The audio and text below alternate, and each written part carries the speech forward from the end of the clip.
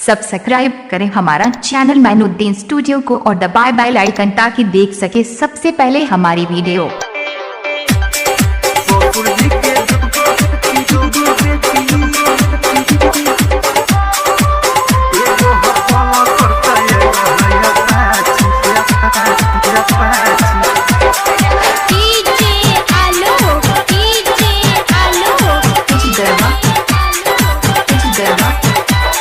ससुर जी के दूगो बेटी दोनों घूमे गाछी। ससुर जी के दूगो बेटी आई है। ससुर जी के दूगो बेटी दोनों घूमे गाछी। ससुर जी के दूगो बेटी दोनों घूमे गाछी। एगो हपल सरता एगो है पाछी।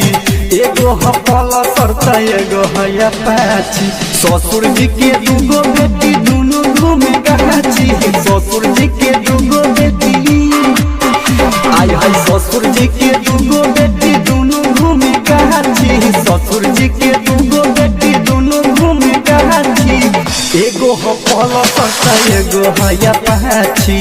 एगो हपल सरता एगो है पाछी।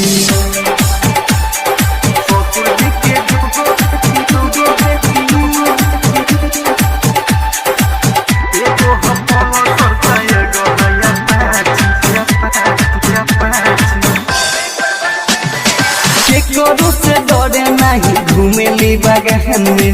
हरदम रहेले भाई ओहो अपना सहन में। अरे भाई सुना, केकरो से डरे नहीं घूमेली बागान में। हरदम रहेले भाई ओहो अपना सहन में। एहे गोटे पहाक गही दोसर दिया कहाँ जी। एहे गोटे पहाक गही एहे गोटे पहाक गइल दोसर बिया कहाँ जी। एहे गोटे पहाक गइल दोसर बिया कहाँ जी। एगो हपल सरता एगो है पाछी। एगो हपल सरता एगो है पाछी।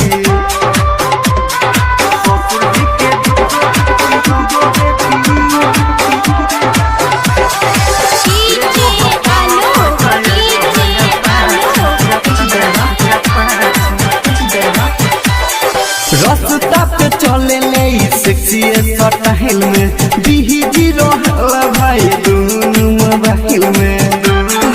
अरे भाई आपका सुने, रास्ता पे चले ले सेक्सी स्टाइल में। बिही जी रहला भाई दोनों रे मोबाइल में। मारे मुस्कान तो हिलावे पूरा रांची।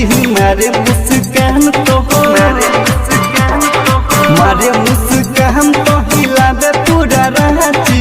मारे मुस्कान तो हिलावे पूरा रांची।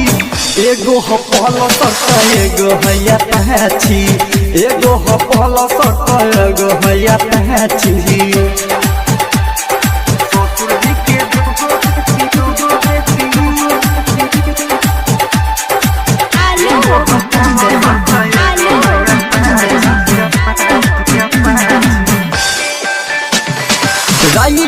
नहीं सूरज बुझले सब हो।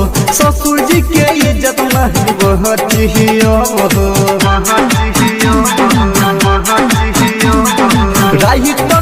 नहीं सूरज बुझले सब हो। ससुर जी के इज्जत नहीं बची भाई ओह जे आशिक को है केहू नहीं बची। ओह जे आशिक को ओह जे आशिक को है केहू नहीं बची। ओह जे आशिक को है केहू नहीं बची। एगो हपल सरता एगो है पाछी। एगो हपल सरता एगो है पाछी। एगो है पाछी।